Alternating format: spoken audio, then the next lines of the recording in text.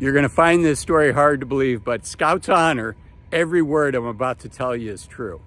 When I was about 6 years old, my family came back from a December evening going to see Santa Claus with my brother and sister. It was about 10 days before Christmas. And when we came home, and it was, to me, it felt really late. I remember sleeping in the back of the car.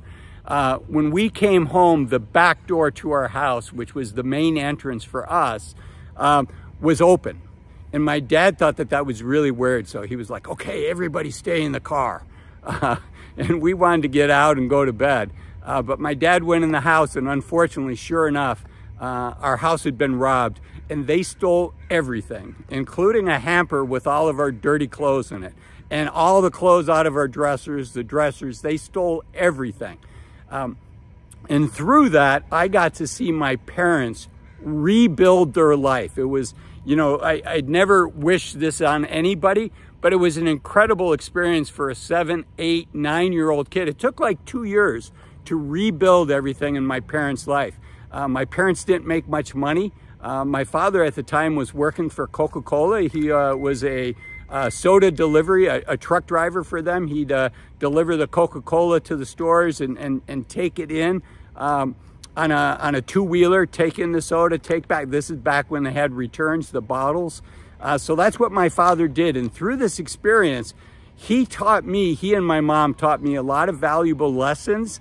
And we lived in a lower income neighborhood, and I was like contrasting this with how my neighbors were living. And first, what I'm going to share with you is just my parents had incredible patience, right? They literally stole like our dining room table. And again, every word of this is true, Scout's honor.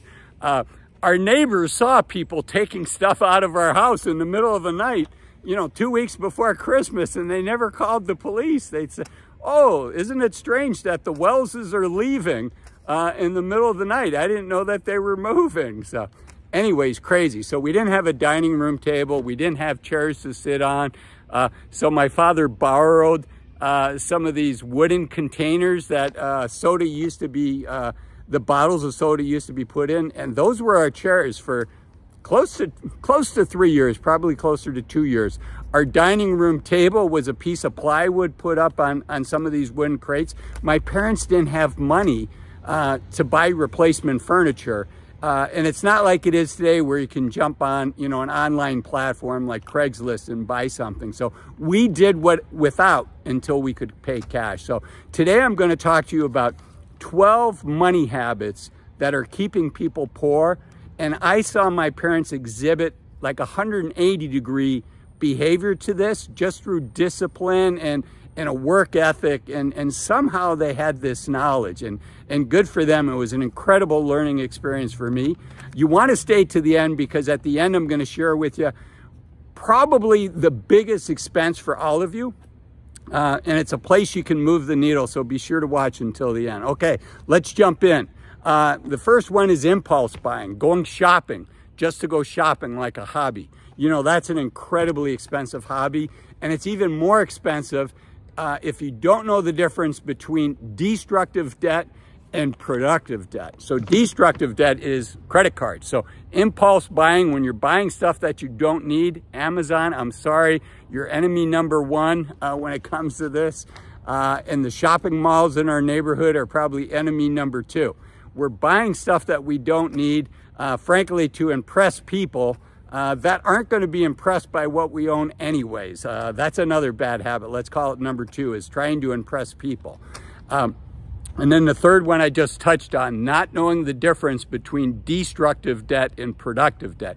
Destructive debt is any high interest loan for a depreciating asset. Certainly clothes, most of the stuff we put on our credit cards are depreciating assets. Appreciating assets are things like our home. There's very few of them, right? Our home, maybe investing in our business, investing in ourselves, taking a course, buying a book, stuff like that. So know the difference between the destructive and the productive debt. Okay, let's keep going. Not tracking expenses. If you're not saving as much as you want, one way to start is by tracking your expenses. The other way is by paying yourself first. say, okay, I want to save $1,000 a month. I want to save $2,000 a month. And you put that away first. And then you say the rest of this, I should lose kind of this intense focus here. I don't mean to be prescriptive. I just want to share some things that can move the needle if you're struggling to save as much as you want. So you pay yourself first. And then you say, let's say you want to save $1,000 a month or $2,000 a month. You pay yourself that first, and then the rest is what you have to live on. And you know, if you don't have enough for a $700 new car payment, you know what? Buy a used car instead. I promise you won't miss it that much. So that's another one. Let's call it skill number 5. I forget which number we're on. But not investing in yourself, not paying to level up your skills. You know, some of these courses can be enormously expensive. And I use the analogy of almost a boxer, right? It's a jab, jab, jab, jab, and then hook. And you're going for the knockout punch, you know. And I use that with information, right? I want to get a lot of information. I want to make sure that this is something that I want to pursue. I want a transformation in my life. So it's book, it's podcast, it's YouTube.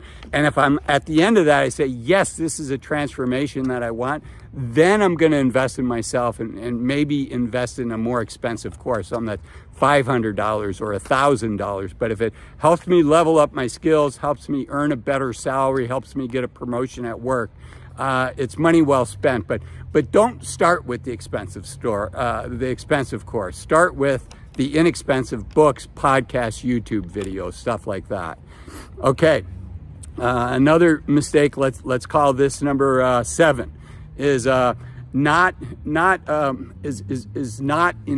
having an investment plan. Not investing. Remember, it's not enough to save. You also have to invest. But if you're investing, can be a really expensive hobby really quickly too. If you're buying individual stocks and you're just taking somebody's stock tip and you're not doing the research. So I strongly encourage you to do an investment plan, have a game plan, a long-term asset allocation that you can stick with for 6, 7, 10 years. You don't want to be chasing what worked last year. That can cost you tens of thousands of dollars very quickly. I'm biased, admittedly, but I think you should work with a fee-only financial advisor. You can find one just by Googling that term, fee-only financial advisor.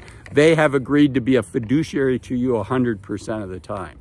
Okay, let's keep going. The next one is not starting soon enough. Begin saving, begin investing as soon as you can.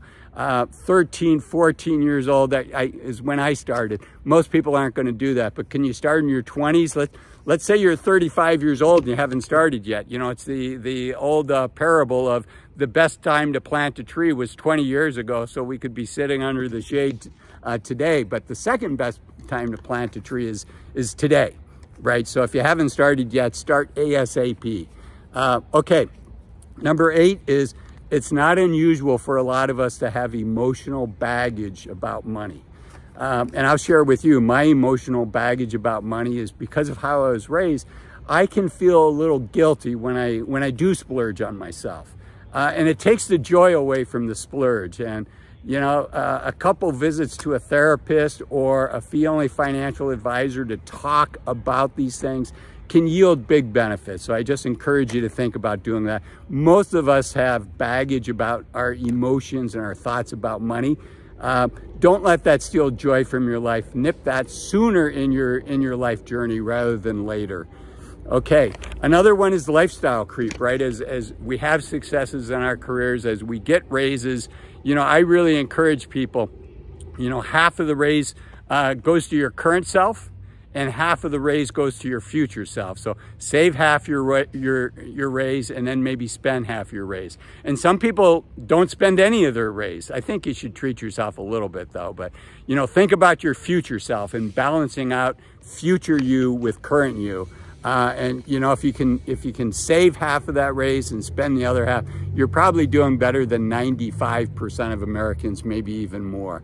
Okay, another one is a lack of financial literacy. Good for you, you're watching my video, so you're climbing that financial literacy curve. But if you feel you want more experience, stuff like that, more knowledge. There's some great resources out there.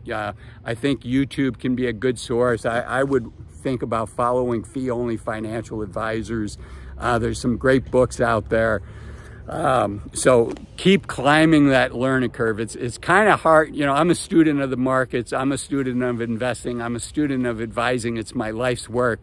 And I've been doing this for over 20 years, and I'm still climbing that learning curve myself. So invest in your financial literacy. And if you're enjoying this video, invest in hitting the thumbs up for me. Think about subscribing and leave me a comment. It's how you can give a dividend, to stick with the financial terms. A dividend to me, I love reading your comments. Okay, let's keep going. The next one we kind of alluded to earlier is not paying yourself first. Instead, you know, if you can save your money by coming up with a budget, great. Another way to do that is just say, I'm going to set aside $1,000. I'm going to set aside $2,000 a month, and the rest is what I have to live on. So one works for some folks, the other works for the others. I use the save X dollars first approach for myself.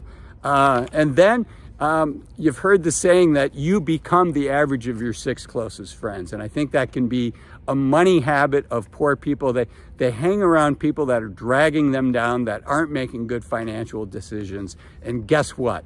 That becomes your future as well. And don't let that happen to you. I know it's, you know, I don't want to tell you who to be friends with, obviously, but think about, can you surround yourself with other people that have similar goals, similar values, because it will make a difference.